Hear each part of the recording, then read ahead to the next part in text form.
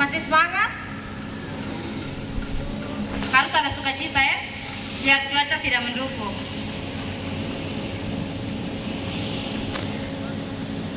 Saya akan memperkenalkan nama saya. Perkenalkan, nama saya Amanda.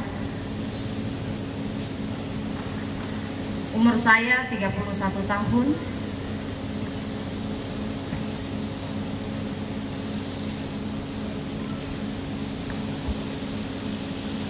Status saya di sini adalah saya belum menikah, jadi saya masih single.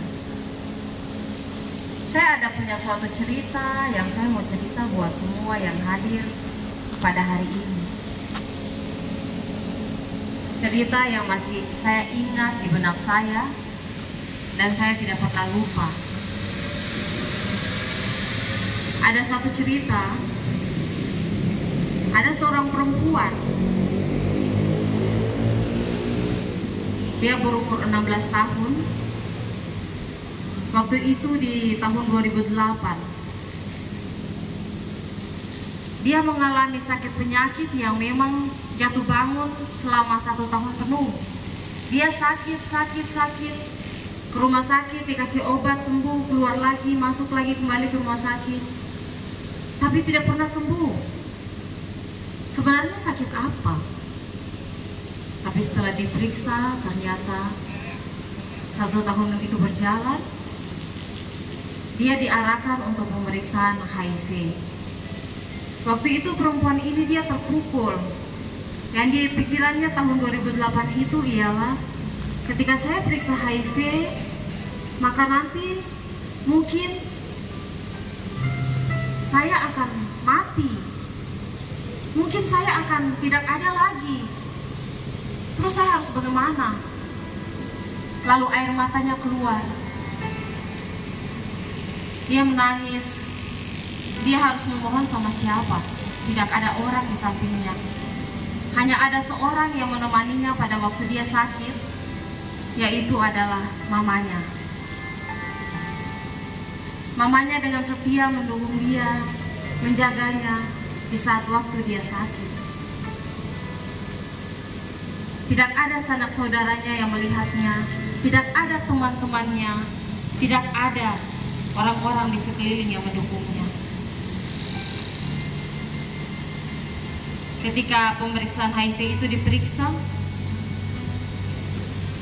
ketika hasilnya keluar di tahun 2008 itu, ternyata hasilnya adalah HIV positif.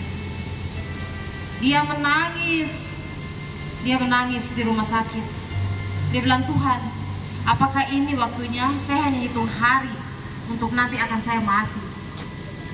Saya tidak rasa berdaya, Tuhan. Saya tidak berdaya mengalami ini semua. Pasti saya akan mati.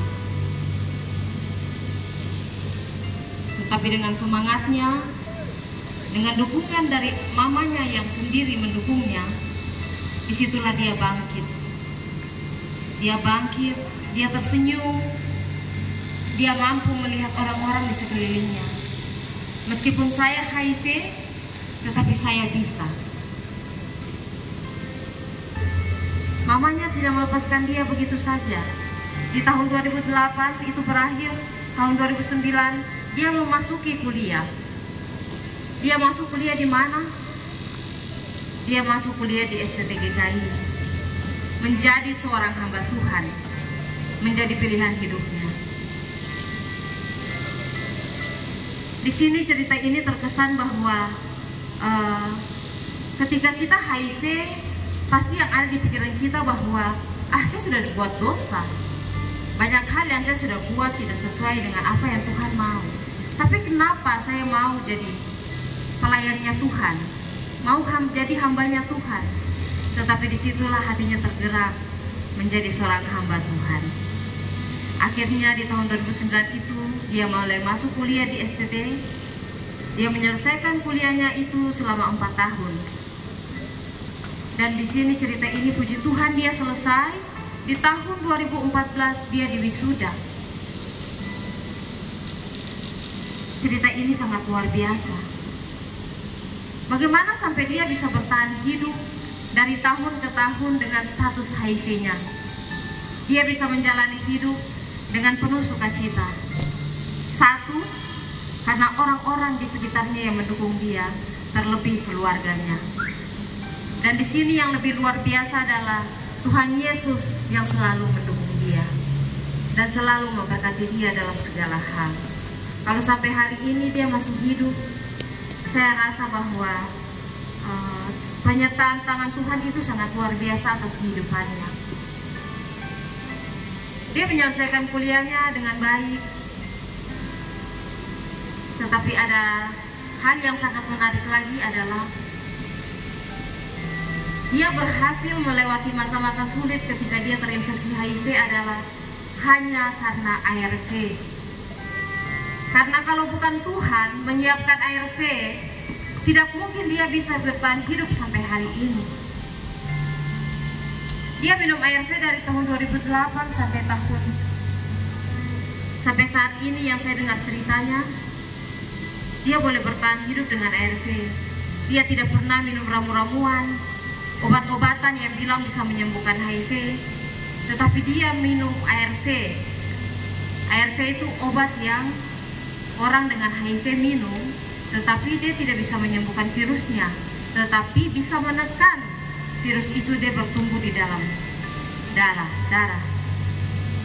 Jadi saya merasa anak perempuan ini punya sukacita dan semangat yang luar biasa. Kalau 14 tahun, dari tahun 2008 sampai 2021 dia masih bisa hidup dengan ARV. Terlebih lagi Tuhan selalu ada menopang dia. Di sini saya rasa bahwa ARV Tuhan siapkan untuk tanah Papua, terlebih kota Jayapura, untuk teman-teman yang terinfeksi HIV. Terkadang kita berpikir, saya HIV, saya ingin cepat sembuh, tetapi saya harus minum obat apa? Apakah saya harus ke dukun? Apakah saya harus ke pendeta, nanti pendeta berdoa air? Tidak. Tetapi ARV, antiretroviral virus,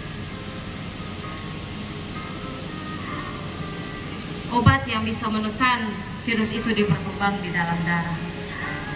Di sini saya bersyukur mendengar banyak cerita ini dari teman perempuan ini. Di sini saya tahu bahwa dan percaya tidak ada obat lain. Kalau sampai hari ini Tuhan siapkan ARV untuk tanah Papua, terlebih untuk kota Jayapura, maka ada rencana Tuhan yang lebih luar biasa bagi orang-orang dengan HIV/AIDS di tanah Papua. Terima kasih.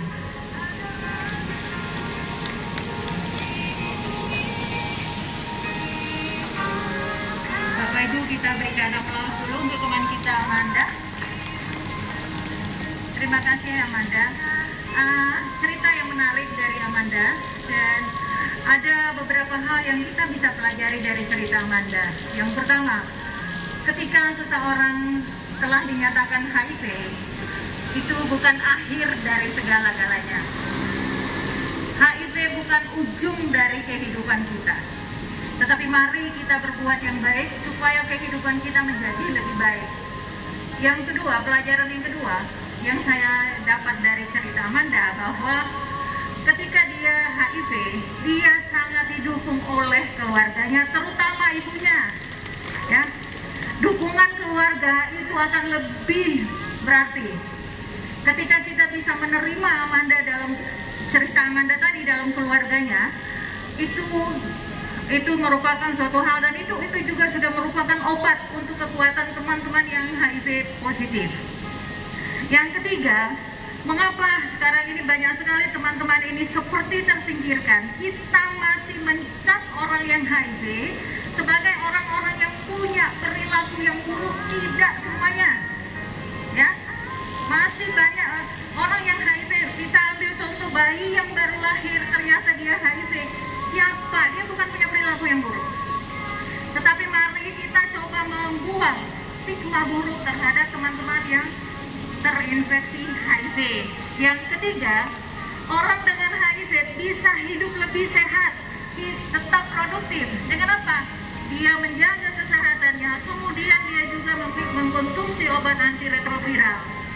obat ini memang belum menyembuhkan, tetapi dia bisa membuat hidup kita lebih sehat, bisa menjadi lebih produktif, dan dia bisa bekerja seperti orang biasa. Ini beberapa pelajaran yang kita bisa ambil dari teman cerita Amanda tadi, yang bisa memotivasi kita untuk lebih mendukung lagi teman-teman yang terinfeksi HIV. Ketika kita merangkul mereka, dengan sendirinya kita akan membantu untuk menanggulangi penularan HIV yang lebih lanjut. Ini beberapa catatan yang bisa kita ambil dari cerita teman kita Amanda. Mungkin Dr. Indang bisa menambahkan. Satu di antara mereka 7.111 yang eksis sampai hari ini mengkonsumsi ARV dengan jumlah virus tidak terdeteksi. Saudara-saudara kita yang ada di pegunungan sana, mereka pun sangat-sangat kuat dan solid mengkonsumsi ARV karena ARV disediakan oleh pemerintah gratis. Sekali lagi, ARV disiapkan oleh pemerintah secara gratis. Saya mengajak saudara-saudaraku yang ada di Papua, torang bisa. Papua, torang bisa. 2030 kita satukan visi akhiri pandemi HIV/AIDS di tanah Papua. Sekali lagi, saya mengajak kita, Papua, Papua, Papua. Sekian dan terima kasih.